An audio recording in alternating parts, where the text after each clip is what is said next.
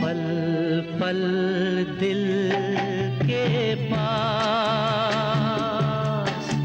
तुम रहती हो, तू इस तरह से मेरी जिंदगी में शामिल है। अभी न जाओ छोड़ कर कि दिल अभी भरा नहीं अब। एक ऐसा कलाकार जो था बहुमुखी प्रतिभा का धनी, एक ऐसा अभिनेता जिसने किए बेहद संजीदा अभिनय। ट्रेजेडी किंग की असल जिंदगी भी रही ट्रेजेडी से भरी थी, बेशुमार दौलत पर फिर भी एक घर खरीदने को रह गए तरसते। जान छिड़कती थी कई अभिनेत्रियां पर फिर भी नहीं सच पाया सहरा। जब जब अधर्म का सिर उठता है तब तब धर्म देवता का पांव उसे कुचल देता है। जब जब रावण पैदा होते हैं राम को जन्म लेना ही पड़ता है। जब भी कौरव अत्याचार करेंगे पांडव उन्हें नष्ट कर देंगे। यही युद्ध धर्म है, यही जीवन कर्म है। ऐसे ही कुछ दमदार और यादगार डायलॉग्स ने दर्शकों की खूब तालियां और सीटियां बटोरी। हम बात कर रहे हैं बहुमुखी प्रतिभा के धनी संजीदा अभिनेता संजीव कुमार की। शादी के लिए रजामंद कर ली मैंने एक लड़की पसंद कर ली। तेरे बिना जिंदगी से कोई शिकवा तो नहीं, शिकवा नहीं, शिकवा नहीं, शिकवा नहीं। हिंदी फिल्मों में संजीव कुमार को गंभीर किरदार निभाने के लिए हमेशा याद किया जाता रहेगा। वैसे तो उनकी बहुत सारी फिल्में हैं, लेकिन फिल्म शोले के ठाकुर बलदेव सिंह से उन्होंने बच्चों से लेकर बड़ों तक में अपनी एक खास पहचान बना ली। उन्होंने कभी किसी रोल के लिए इनकार नहीं किया। जवानी में भी वो बुजुर्गों का किरदार निभाते नजर आए। संजीव कुमार की जिंदगी उनकी फिल्मों में निभाए ज्यादातर किरदारों की ही तरह उथल पुथल भरी रही। ना तो वो कभी अपना घर खरीद पाए और ना ही घर बसा ही पाए। ऐसा नहीं था कि घर खरीदने के लिए उनके पास पैसे नहीं थे या शादी करने के लिए कोई लड़की नहीं थी, लेकिन वजह कुछ और थी जिसके बारे में आज हम जरूर बात करेंगे। खुश रहे तू सदा ये दुआ है मेरी, खुश रहे तू सदा ये दुआ है मेरी, बेवफा ही सही, बेवफा ही सही, दिलरुबा है मेरी। हरिहर जेठालाल जरीवाला, जी हाँ, यही था मशहूर अभिनेता संजीव कुमार का असली नाम, जिन्होंने अपने पूरे फिल्मी सफर के दौरान दर्शकों का खूब मनोरंजन किया। उन्होंने हिंदी सिनेमा को अर्जुन पंडित, शोले, आंधी, त्रिशूल, दस्तक जैसी और भी कई बेहतरीन फिल्मों के रूप में नायाब तोहफे दिए। रोमांस हो, ड्रामा हो या फिर कॉमेडी ही क्यों ना हो, संजीव कुमार अपने आप को हर किरदार में ढालना बखूबी जानते थे।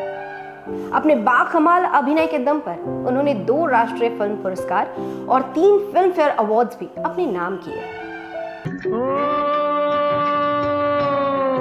मुझे इस हाल में किसके सहारे छोड़ जाते हो खिलौना।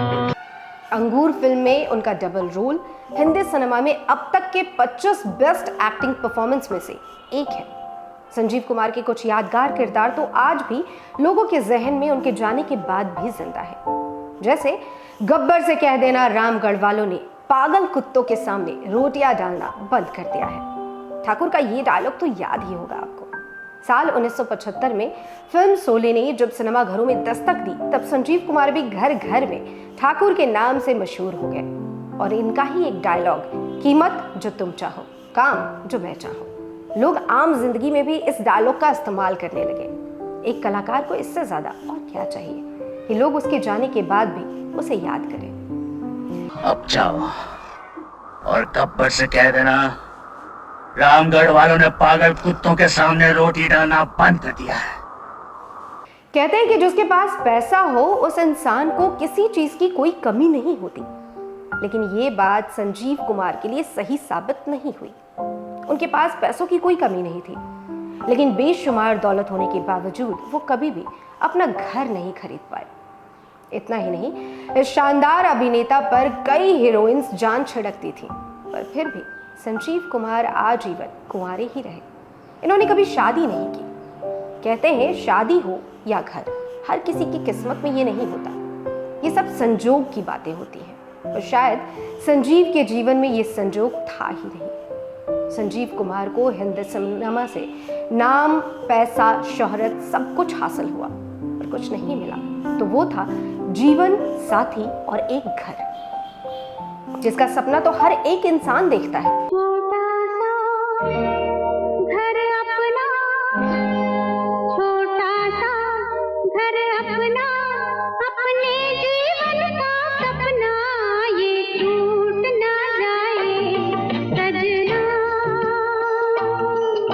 आपको जानकर हैरानी होगी कि संजीव कुमार जैसे बड़े स्टार जिंदगी भर एक किराए के घर में रहा। हालांकि कई बार उन्होंने खुद के लिए घर खरीदने की कोशिश भी की, लेकिन किसी न किसी वजह से वो ऐसा नहीं कर पाए।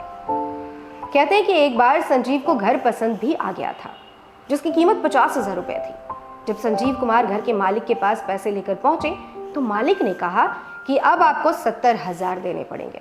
कुछ दिन बाद संजीव 70,000 लेकर पहुंचे तो मकान मालिक ने 1 लाख रुपए की डिमांड कर दी। ये बात संजीव को बहुत बुरी लगी और उन्होंने उस घर को खरीदने का इरादा ही छोड़ दिया।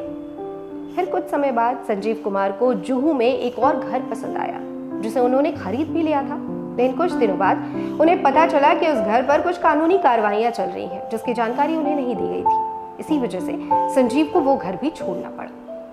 इन 2 घरों के बाद संजीव कुमार कभी भी खुद के लिए घर खरीद ही नहीं पाए और पूरी जिंदगी किराए के मकान में ही रहे। पत्थर की हवेली को शीशे के घरों में तिनकों के नशे मन तक इस मोड़ से जाते हैं। बॉलीवुड की ट्रेजेडी किंग कहे जाने वाले संजीव कुमार की असल जिंदगी भी काफी अकेली रही। उनका नाम तो कई चर्चित एक्ट्रेसेस के साथ जुड़ा, पर आखिर में वो अकेले ही रह गए। बॉलीवुड की ड्रीम गर्ल हेमा मालिनी के यूं तो हजारों दीवाने हैं, लेकिन एक दीवाना ऐसा भी था जो उन पर सब कुछ हारने को तैयार था। पर जब तक वो अपने सपनों की ड्रीम गर्ल से अपना हाले दिल बयां करता, हेमा मालिनी धर्मेंद्र से शादी के लिए हाँ कह चुकी थी। हवा के साथ साथ, अरे रे रे, घटा के संग संग, संभलना। हवा के साथ साथ, घटा के संग संग, ओ साथी चल, मुझे लेके साथ चल तू, यूं ही दिन रात चल तू, संभल मेरे साथ चल तू, ले हाथों में हाथ चल तू। हेमा के अलावा भी संजीव कुमार के अफेयर्स की खबरें नूतन और सुलक्षणा पंडित के साथ भी आईं। बावजूद इसके संजीव कुमार की शादी की खबरें कभी भी फैंस तक पहुंच ही नहीं पाई। दरअसल संजीव कुमार ने एक बार गुलजार को बताया था कि वो शादी क्यों नहीं कर रहे हैं। संजीव कुमार और गुलजार बेहद करीबी और गहरे दोस्त थे। संजीव ने उन्हें बताया था कि उनके खानदान में कोई भी मर्द 50 साल से ज़्यादा जीवित ही नहीं रहता। यही वजह है कि वो किसी से भी शादी नहीं करना चाहते। वो शादी करके किसी की ज़िंदगी खराब नहीं करना चाहते, बस इसलिए उन्होंने ताउम्र शादी नहीं की। संजीव कुमार के पिता की मृत्यु 50 साल की उम्र में हो गई। उनका छोटा भाई भी 48 साल की उम्र में गुजर गया और ये सिलसिला संजीव कुमार के साथ भी दोहराया गया और ये शानदार कलाकार महज 47 साल की उम्र में इस दुनिया को अलविदा कह गया।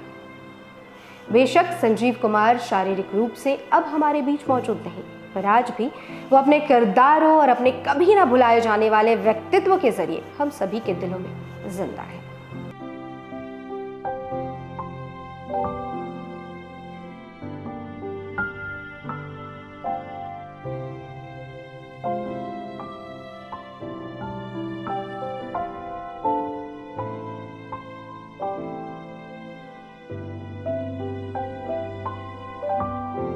आपको हमारा आज का ये एपिसोड कैसा लगा हमें ज़रूर बताएं। हमें रहेगा आपके फीडबैक्स और सुझाव का इंतज़ार।